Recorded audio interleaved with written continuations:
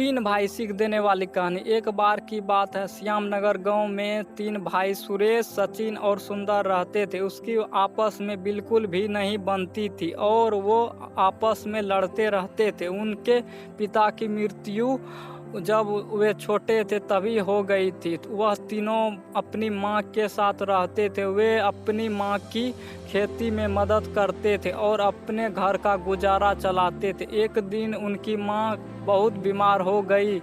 उनकी माँ ने तीनों भाइयों को बुलाया और कहा कि मैं शायद अब ज़्यादा समय तक जिंदा न रह सकूं, लेकिन मेरी एक इच्छा है, क्या तुम उनको पूरा करोगे? तीनों भाई ने माँ की इच्छा के बारे में पूछा।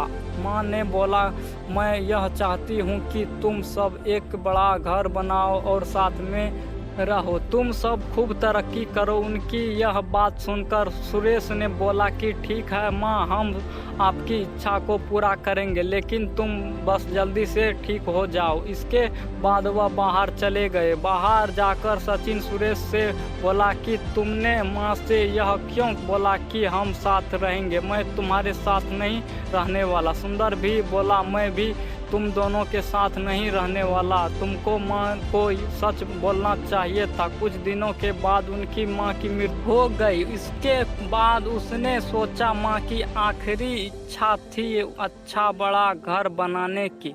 तीनों भाइयों ने जो भी पैसा था उसको तीन भागों में आपस में बांट लिया। इसके बाद तीनों अपना अपना घर बनाने के लिए चल पड़े।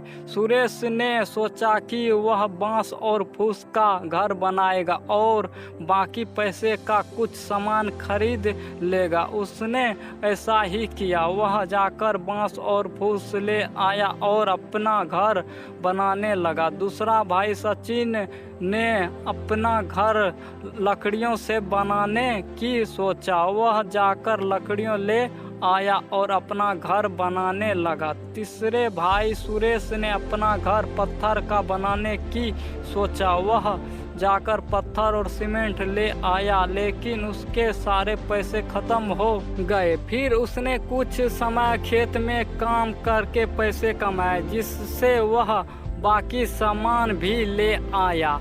उसके बाद उसने खुद घर बनाना शुरू किया और कुछ महीने में उसका घर बनकर तैयार हो गया और वह उससे बहुत खुश हुआ। कुछ दिनों के बाद बहुत बड़ा तूफान आया, जिससे सुरेश और सचिन के घर नष्ट हो गए। दोनों भागे भागे सुंदर के घर आए और शरण ली। वह दोनों बहुत शर्मिंदा थे, लेकिन उसके बाद उससे ने साथ में रहने का निर्णय लिया। Thank you for watching video को लाइक करें, चैनल को सब्सक्राइब करें। मिलते हैं दूसरे वीडियो के साथ। जय हिंद, वंदे मातरम।